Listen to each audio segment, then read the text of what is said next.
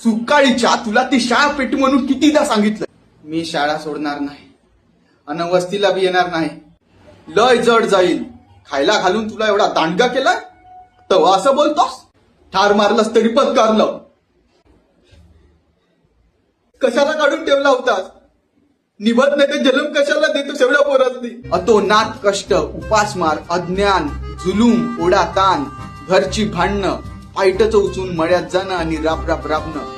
वडिलांना जाऊ दिलं तर उपाशी कुठीच शाळेत जाणं, पण जायचं म्हणजे जायचं. अशी ज्वलंत जिंदगी होती आनंद यादव यांची. जेव्हा तुमचं 10-12 लोकांचं कुटुंब असतं आणि दुसऱ्याचा शेतीचा मिळालेला असतो फक्त हितभर तुकडा, तेव्हा शिक्षणाचा तर सोडा हो, एवढ्या लोकांची पोट भरता भरता तुमचा जीव निघून जाईल. शेतकाम केल्यामुळे अंगावर नेहमी मळलेले कपडे, आंघोळीसाठी कपडे धुवायला साबण सुद्धा नाही, वह्या घ्यायला पुस्तके घ्यायला पैसे नाही, फी भरायची सोय नाही, जेव्हाही शाळेत जायचं तेव्हा उशीर व्हायचा.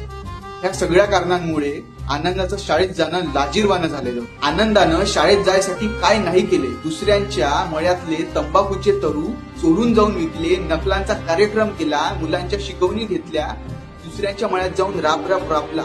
मित्रांनो, ही स्वतःच्या जिंदगाशी चालू असलेलं महाभारतच होतं. शाळा शिकून काय बी उपयोग नाही. शेवटी हात शेणामुतातच घालणं. भट बामणानं शिकावी शाळा. अशा प्रकारे आनंदाचा वडिलांचा शाळेसाठी तीव्र विरोध असतो.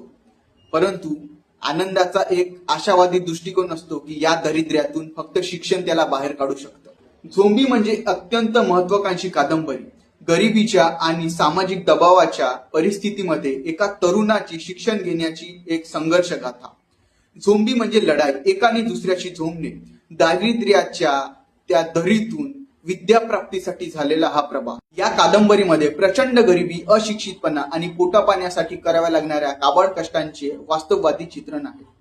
फक्त शिक्षणासाठी भोगलेल्या व्यथाच नाही तर 18 दारिद्र्य असणाऱ्या शेतमालकाने फसवलेल्या अज्ञानी ग्रामीण कुटुंबाचे दारिद्र्याने भीषण झालेल्या परिस्थितीचे वर्णन सुद्धा आहे. लेखकाचे गाव, गावातील रीतिरिवाज, निसर्ग, बापाचा आडेमुठपणा, आईचा होणारा अपरिमित छळ, लागोपाठ होणारी मुले, मुलांचे अपमृत्यू, शाळेतील प्रसंग, अनेक तरा, अंधश्रद्धा, गावातील जत्रा, उरूस आणि गांधी हत्यानंतर झालेली गावातली परिस्थिती, अशा बरेच गोष्टींचे या कादंबरीमध्ये वर्णन आहे. ही आत्मकथा 4 भागात विभागली गेलेली आहे.